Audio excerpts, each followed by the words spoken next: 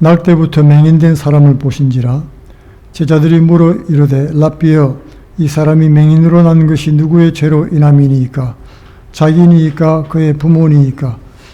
예수께서 대답하시되 이 사람이나 그 부모의 죄로 인한 것이 아니라 그에게서 하나님이 하시는 일을 나타내고자 하심이라. 때가 아직 낮음에 나를 보내시니 이를 우리가 하여야 하리라. 밤이 오리니 그때는 아무도 일할 수 없느니라. 내가 세상에 있는 동안에는 세상의 빛이로라. 이 말씀을 하시고 땅에 침을 뱉어 진흙을 이겨 그의 눈에 바르시고 이르시되 실로암 못에 가서 씻으라 하시니, 실로암은 번역하면 보냄을 받았다는 뜻이라. 이에 가서 씻고 밝은 눈으로 왔더라. 이후 사람들과 전에 그가 7절까지 읽었습니다. 감사합니다. 오늘은 이 본문 말씀으로 고난의 궁극적인 엄밀한 제목으로 은혜를 나누기를 원합니다. 우리가 살아가는 동안에 수많은 고난을 겪습니다.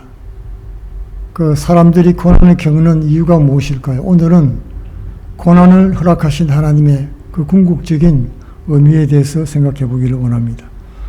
인생들이 고난을 겪는 데는 다양한 이유들이 있지요. 고난이란 말은 문자적으로 괴로움과 어려움을 뜻하는 것입니다.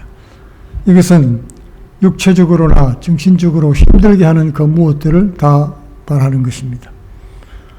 죽음으로 이끄는 고난이 가장 고통스럽기 때문에 고난의 절정은 죽음이라고 말할 수 있겠습니다. 세상 모든 사람들이 이와 같은 고난을 피할 수가 없습니다. 경건하게 살아가는 성도들도 역시 온갖 종류의 고난을 겪다가 결국에는 죽음이라는 고난을 다 통과하게 되는 것입니다. 성도가 겪는 고난은 대개 세 종류로 구분할 수가 있습니다. 첫째는 자신의 죄나 잘못으로 인해서 겪는 형벌의 고난입니다. 둘째는 자신을 성장시키기 위해서 겪는 훈련으로서의 고난입니다. 셋째는 의를 위한 고난이 있습니다.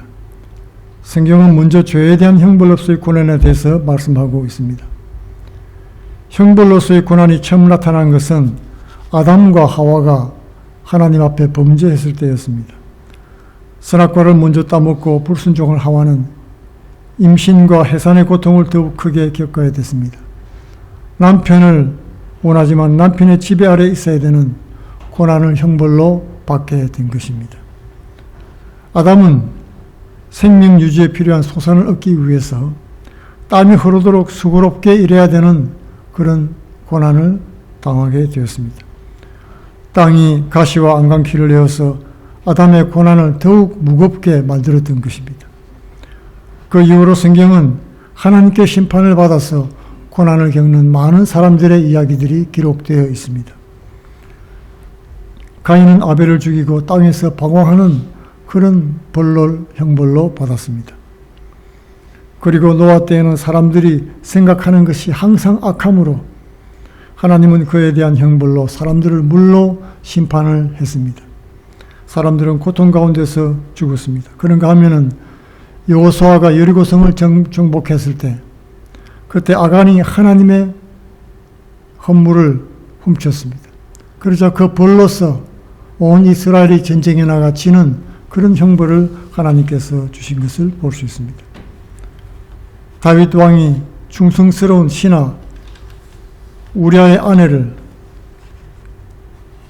빼앗아서 자기 아내로 맞이했을 때 그때 하나님은 칼의 고난이 다윗의 집에서 영영이 떠나지 않게 했던 것입니다.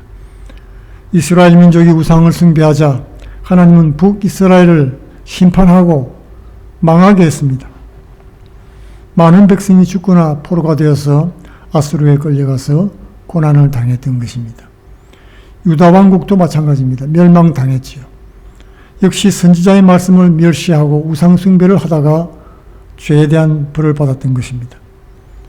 이렇게 죄에 대한 벌로서 받는 고난에 대한 책임은 전적으로 그 자신에게 책임이 있는 것입니다. 죄인이 고난당하는 것은 너무나 당연하지요. 그러나 하나님은 진노 가운데서도 은혜를 베풀어 주십니다. 그래서 소망이 있는 것입니다. 아담과 하와를 에덴 동산에서 추방하시면서도 그들에게 대속의 가죽옷을 지어 입혔습니다. 정령 죽을 것이라고 했는데 당장 죽이지도 않으셨던 것을 볼 수 있습니다. 다윗도 시편 38편에서 자신이 겪는 고난에 대해서 하나님의 심판이라고 고백을 했던 것입니다. 시편 38편 3절에 주의 진노로 말미암아 내 살에 성한 곳이 없사오며 나의 죄로 말미암아 내 뼈에 평안함이 없다고 고백했습니다. 그런데 다윗은 죄로 인한 고난 중에도 여전히 하나님을 신뢰했습니다. 다윗은 자신이 하나님께 죄를 고백하고 자복하면 그를 구원해 줄 것을 믿고 그렇게 간절히 탄원을 했던 것입니다. 하나님은 고난 가운데서도 하나님을 신뢰하고 믿는 자들을 구원하시는 것을 볼 수 있습니다. 하나님은 죄인들을 심판하십니다. 그러나 궁극적으로 그를 신뢰하는 자를 구원하시고 은혜와 복을 내려주셨다는 것입니다. 그러므로 고난은 언제나 은혜와 함께 온다는 사실을 기억하시기 바랍니다. 하나님은 자기 백성들의 부르짖는 기도를 들으시고 그 고난을 제거해 주십니다. 고난은 없지는 않고 없이 하지는 않지만은 그 고난을 기도를 통해서 하나님께서 제거해 주시는 모습을 볼 수 있습니다. 두 번째로는 훈련과 연단으로서의 고난의 의미가 성경에는 나와 있습니다. 하나님은 자기 백성을 훈련하기 위해서 고난을 허락해 주십니다. 사람이 고난을 겪어야 되는 이유는 그에게 부족한 부분이 있거나 더 성숙되어야 될, 연단받아야 될 그런 부분들이 인생에 있기 때문에 그런 것입니다. 시편 119편 71절에는 고난당한 것이 내게 유익이라 이로 말미암아 내가 주의 율례들을 배우게 되었나이다라고 고백했습니다. 창세기 22장 2절에서 하나님은 아브라함에게 그 아들 이삭을 제물로 바치라고 명령했지요. 이것은 아브라함이 하나님보다 자기 아들을 더 사랑했기 때문에 그런 것은 아닙니다. 사람들은 그렇게 추측도 하지만은 그런 말이 성경에는 나와 있지는 않습니다. 그 벌로서 준 고난이 아니라는 말입니다. 성경의 그 내용을 계속 살펴보면은 사랑하는 아들을 제물로 드리는 이 시련을 아브라함에게 사명을 맡기고 더 큰 복을 주기 위하였다는 것을 알 수 있습니다. 복받기에 합당한 그런 그릇으로 훈련시키는 훈련 과정이었다는 것입니다. 만약 그것이 벌이었다면 아들을 바치는 것으로 끝이 나야 됐을 것입니다. 그러나 그것은 더 높은 믿음의 단계로 나아가는 믿음의 연단이었던 것입니다. 창세기 22장 16절로 18절에는 아브라함이 그 과정을 성공적으로 인정받았을 때 하나님이 그에게 큰 복을 베풀어 주신 것을 볼 수 있습니다. 그러나 하나님은 사람이 감당하지 못할 시험받음을 허락하지 아니하십니다. 이스라엘 백성이 애굽에서 나와서 가나안 땅으로 갈 때 하나님은 그들은 블레셋이 있는 그 길로는 그들을 인도하지 않았습니다. 지름길을 피해서 홍해길로 광야길로 돌아가게 했던 것입니다. 그들은 물도 없고 간조한 땅, 뱀과 정갈이 있는 광야를 지나게 했습니다. 그것은 그들을 괴롭히려고 그렇게 한 것이 아니라 전혀 준비가 되어 있지 않는 이스라엘 백성들이 감당 못할 전쟁을 만나서 멸망당하지 않게 위해서 그렇게 했던 것입니다. 그 당시 블레셋은 병거도 있고 철갑으로 무장한 철기병도 있는 무적군대였던 것입니다. 그리고 사람이 떡으로만 사는 것이 아니요 하나님의 말씀으로 산다는 사실을 가르치고 알려주기 위해서였던 것입니다. 이렇게 하나님은 자기 백성을 연단을 통해서 고난을 통해서 연단하시는 모습을 볼 수가 있습니다. 세 번째는 의를 위해 당하는 고난이 있습니다. 의로운 고난에는 하나님의 일을 이루기 위한, 하나님의 뜻을 이루기 위한 고난이 있는 것입니다. 하나님의 뜻을 성취하기 위해서 고난받는 사람 중에는 사무엘의 어머니 한나를 예를 들 수가 있겠습니다. 에브라임 사람 엘가나에게는 두 아내가 있었는데 한나와 브닌나였습니다. 하나님은 한나는 아이를 못 낳게 하고 브닌나는 자녀를 출생하게 했습니다. 그러나 남편 엘가나는 한나를 더 사랑했지요. 아이가 없고 외로운 한나를 더 사랑해 주었던 것입니다. 그러므로 분인나는 한나를 질투하고 원수가 되어서 그녀를 날마다 괴롭혔습니다. 한나는 너무 괴롭고 고통스럽기 때문에 통곡하면서 식음을 전폐했던 것입니다. 이와 같이 한나의 고통은 한나 때문에, 한나의 잘못 때문에 생긴 것이 아니었다는 것입니다. 하나님이 그런 상황을 만들었습니다. 잘못을 찾는다면 아내들에게서 찾을 게 아니라 남편에게서 찾아야 되겠지요. 아니면 질투에 사로잡힌 한나를 괴롭히는 분인나에게 책임이 있을 것입니다. 한나에게는 고통받을 아무런 잘못도 발견하지 못했습니다. 그냥 자녀가 없다는 거 하나, 그것이 허점이었던 것입니다. 하나님이 한나에게 고통을 주신 이유는 한나가 기도하도록 하기 위해서였던 것입니다. 분인나가 한나를 괴롭히지 않았더라면 한나는 기도하지 않았을 것입니다. 10아들보다도 더 나은 남편 사랑에 만족하며 살았을 겁니다. 그러나 분인나가 괴롭힘 때문에 한나는 기도할 마음을 가지게 됐습니다. 한나는 통곡하면서 간절히 하나님께 아들을 구했던 것입니다. 하나님은 한나의 기도를 엘리 대제사장이 듣게 했습니다. 그리고 엘리의 음성을 통해서 응답해 주었습니다. 그 결과로 태어난 아들이 바로 이스라엘의 지도자 사무엘이었던 것입니다. 이 사무엘은 블레셋의 압제로부터 이스라엘을 구원했지요. 그리고 다윗 사울에게도 기름을 부어 왕이 되게 했습니다. 그리고 이스라엘의 왕국의 시대를 열게 했던 것입니다. 다윗에게도 기름을 부어 왕이 되게 했습니다. 이 모든 과정이 한나의 고통으로부터 시작됐다는 사실입니다. 하나님은 한나의 고난을 통해서 이스라엘의 왕국을 세우시는 하나님의 일을 성취한 것입니다. 그런가 하면은 욥처럼 진리를 위해서 고난을 당하는 의인이 있습니다. 욥은 의로운 사람이었습니다. 욥의 신실하고 의로움은 이웃들이 다 인정을 했습니다. 그 주위 사람들이 인정을 했던 것입니다. 그리고 하나님의 자랑거리였습니다. 욥 1장 1절에 우스 땅에 욥이라 불리는 사람이 있었는데 그 사람은 온전하고 정직하여 하나님을 경외하며 악에서 떠난 자더라 그랬습니다. 이 짧은 한 절에 욥에 관해서 4가지를 설명하고 있습니다. 온전하고 정직하고 하나님을 경외하고 악에서 떠났다. 여기서 온전하단 말은 아무런 흠이 없는 그런 무결점의 사람이다. 완벽하다. 그런 뜻이 아닙니다. 그런 사람은 세상에 없지요. 온전하단 말은 하나님이 인정할 만한 그런 자격이 된다. 그런 뜻입니다. 이와 같은 단어는 노아를 말할 때도 사용되었습니다. 창세기 6장 9절에 노아는 의인이요 당대의 완전한 자라고 했던 것입니다. 그 인격 전체가 완전하다는 뜻이 아닙니다. 적어도 고난을 당할 만큼 그렇게 허물지지는 않다는 그런 뜻인 것입니다. 또 그는 정직하고 올곧은 사람이고 하나님을 경외하며 헌신된 사람이었습니다. 무엇보다 그는 악에서 떠났다고 말하는 것입니다. 악에서 떠났다. 이 말은 그가 고난당할 이유가 전혀 없다는 것을 단적으로 말해주는 것입니다. 욥은 의인이었고 경건한 신앙인이었습니다. 그러나 사탄은 그것이 하나님께 받은 은혜가 많았기 때문에 그렇다고 깎아내렸습니다. 욥기는 욥에게 임한 비극적인 재앙이 하나님으로부터 시작됐다는 것을 말해주고 있습니다. 만약에 하나님이 욥에 대해서 자랑하지 않았더라면 사단과 내기도 하지 않았을 겁니다.